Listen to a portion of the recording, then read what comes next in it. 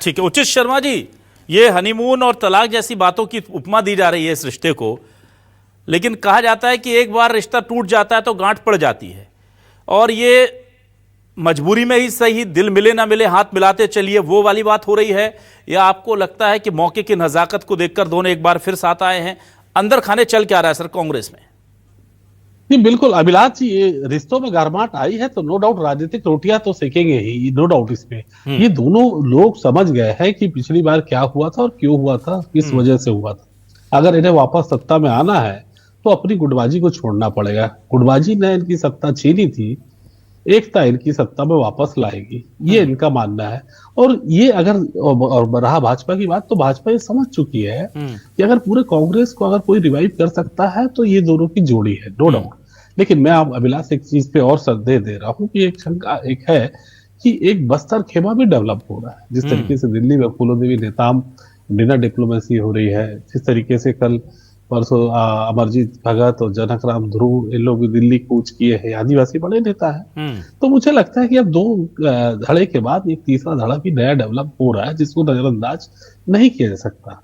क्योंकि आने वाला चुनाव जो है वो बस्तर पे लड़ा जाएगा, ये बात सत्य है, आदिवासी पे लड़ा जाएगा, ये बात सत्य है जी। तो ये जो तीसरा धड़ा तैयार हो रहा है, जय वीरू और बस्तर, अब आप इसे इस रूप में देख सकते हैं। सर दीपक बैठ जी कहाँ है इसमें? दीपक बैठ जी साथ में बस्तर में ही आएंगे, तो उसी उसमें आएंगे, क्योंकि वो मजबूती क्या दीपक बैठ जी को यहाँ पर बहाली की तरफ इशारा करेगी, या देखिए ट्राइब को ट्राइब से काटने की कोशिश भी हो सकती है।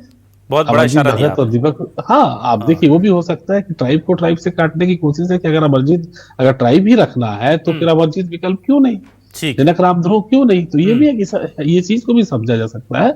लेकिन ये दोनों अगर समझ चुके हैं कि अगर हमें वापस सत्ता में आना है तो एकजुट तो होना पड़ेगा, क्योंकि कांग्रेस की कार्यकर्ता भी वही चाहती है, तो जनता भी वो चाहती है कि मजबूत विपक्ष तभी होगा जब ये 16 से दोस्ताना की मूवी में कन्वर्ट होंगे। वाह क्या बात की, बहुत अच्छी बात। अब मैं जल्दी से नितिन बंसाली जी आपके पास आता हूं, थोड़ा आपको भी चौके छक्के लगाने का मौका दे देता हूं। सुना है कि बीजेपी के अंदर मंत्रिमंडल के विस्तार की सुगबुगाहटें जो हैं उसको लेकर कुछ मंत्रियों की नींद उड़ी हुई है और कुछ ने सूट वूट सिलवा लिया है। नाम आप बता दीजिए, जैसे कांग्रेस के अंदर की खबर हमको बीजेपी के लोग दे देते हैं, तो थोड़ा सा कांग्रेस भी ये काम कर दे, हमारी थोड़ी मदद हो जाएगी। नाम देखिए, 4 मंत्रियों को हटाया जाना है, केदार कश्यप, लक्ष्मी रजवाड़े और 2 नाम और हैं आपके।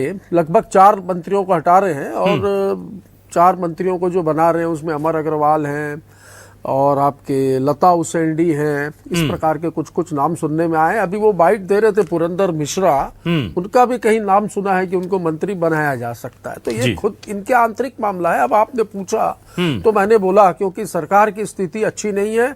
अब पिछले लगभग 6 महीने से 2.5 साल तो हनीमून पीरियड में, जैसा पुरंदर मिश्रा जी ने हमें कहा, तो मैं उनको कहूंगा कि हनीमून पीरियड में तो वो थे।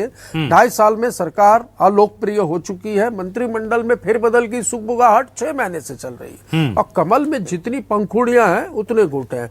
यहाँ पे आप देख लीजिए, बृजमोहन अग्रवाल, अजय चंद्राकर, अमर अग्रवाल, लता उसेंडी, गोमती साय, आपके रेणुका सिंह, सरोज पांडे, इतने नाम तो मैंने गिना दिए। इसमें मंत्री बनने की दौड़ में जो नाम है वो भी आ गए और कुछ तो वरिष्ठ लोग हैं जिनको तो मंत्री थे, सांसद थे और उनको हटा दिया। जैसे बहन सरोज पांडे के साथ तो भारतीय जनता पार्टी ने बहुत अन्याय किया।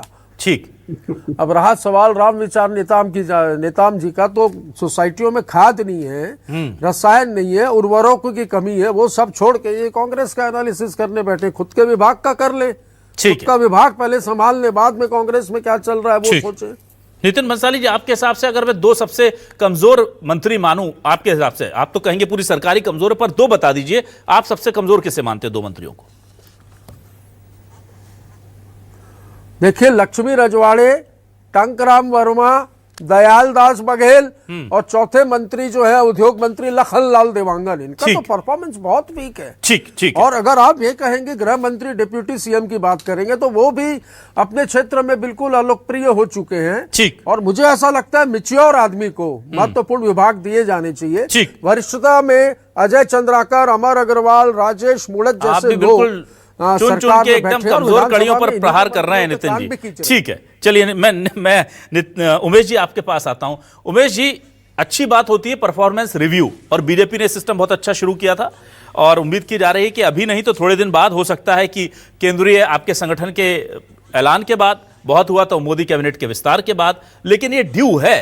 क्या वाकई में ऐसा कुछ होने जा रहा है और इसमें केवल नए लोग आएंगे, केवल विस्तार होगा, या फेरबदल भी संभव है with due respect of their performance? देखिए अभिलाष जी, आप भी बहुत बेहतर तरीके से जानते हैं कि ये माननीय मुख्यमंत्री जी का विशेषाधिकार है, ये उनका विषय है जी। जहां तक मेरी जानकारी है, जहां तक मेरा अनुमान है, छत्तीसगढ़ में ऐसी कहीं कोई स्थिति नहीं है। ये जब से कांग्रेस के नेता विपक्ष में आए हैं, गाहे बगाहे सपना देखते हैं, रात को सुबह उठ करके बयान दे देते हैं, अफवाहों का बाजार गर्म कर देते हैं कि भैया 4 मंत्री बदल रहे हैं, 2 मंत्री बदल रहे हैं, नाम अरे सुन लो ना, नाम पूछो तो 2 नाम याद नहीं आता, 2 भूल जाता है। और कांग्रेस के अध्यक्ष का कार्यकाल खत्म हो गया, कांग्रेस के अध्यक्ष का कार्यकाल 3 साल पूरा हो गया। ये हम नहीं कह रहे, ये हम नहीं कह रहे हैं, आपके टीएस सिंहदेव कहे, आपके अमरजीत भगत बयान दे रहे हैं, आपके नेता ही कह रहे हैं कि कार्यकाल पूरा हो गया। उस विषय पे डिबेट हो रही है, उस विषय पे चर्चा हो रही है, तो आप क्यों, आप बताइए, आपके नितिन जी बोलने दीजिए, नितिन जी प्लीज, नितिन जी प्लीज बोलने दीजिए उमेश जी को। नितिन जी प्लीज, नितिन जी प्लीज, ठीक है नितिन जी, ठीक है नितिन जी, ठीक है उमेश जी को बोलने दीजिए। नितिन जी प्लीज, नितिन जी आप बोल रहे थे, उमेश जी सुन रहे थे, उमेश जी बोलिए प्लीज, आप सॉरी बोलिए। अभिलाष जी थोड़ी तथ्यात्मक तर्क संगत बात हो ना।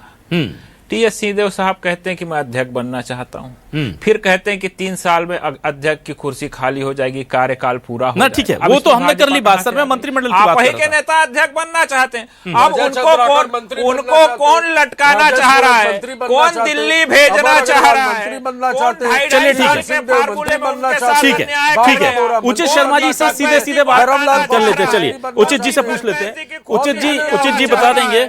उचित जी, तमाम विषय आपके हैं। ठीक है उमेश जी, ठीक है उचित जी, कितना उचित है मेरी ये अटकल लगाना कि मंत्रिमंडल को लेकर के लिस्ट बन रही है और नेताओं की नींद उड़ी हुई है? क्या ये सिर्फ सियासी अफवाहें हैं या इनके अंदर कोई सच्चाई भी है? देखिए, मैं इस मामले में आपके इस सवाल पे मैं राजनाथ सिंह जी की बात को कोट करूंगा कि ये हमारी सरकार है, भाजपा की सरकार है, यहाँ इस्तीफे नहीं होते। तो मैं बहुत कुछ उनसे सहमत हूँ कि ये भाजपा में अगर चेंज होंगे तो सभी के सभी मंत्रिमंडल में चेंजेस होंगे, वरना 1-2 चेंजेस नहीं करेंगे। और आप बोल रहे हैं कि performance basis, performance at what basis? There is a caste basis, seniority basis या इंटेलेक्चुअलिटी बेसिस? किस पे आप परफॉर्मेंस करेंगे? आप जैसे ही आप परफॉर्मेंस बेस दिखाएंगे तो पहले कास्ट आएगा, फिर सीनियरिटी आएगी, फिर इंटेलेक्चुअलिटी आएगी, तो आप किस बेसिस पे परफॉर्मेंस करेंगे, एट व्हाट बेसिस? तो there is a no criteria. आप देखिएगा अगर चेंजेस करना होगा तो ऑलमोस्ट सभी को करेंगे, अदरवाइज किसी को चेंजेस नहीं करेंगे। आप अटकलें लगाते रहिए, कवायतें लगाते रहिए। इस तरीके से 2.5 साल गुजर गए हैं। परफॉर्मेंस कैसा है, क्या है, ये मायने नहीं रखता राजनीति में। राजनीति में उनका मानना है कि आप कमल हमारा निशान है, कमल देख के लोग निशान लगाते हैं और इसमें हम जीत के आते हैं। ये हमारे एक अभिमान भी है, एक स्वाभिमान भी है, हम उसी पे चलेंगे। तो मुझे नहीं लगता कि कोई चेंजेस ऐसे होने वाले हैं।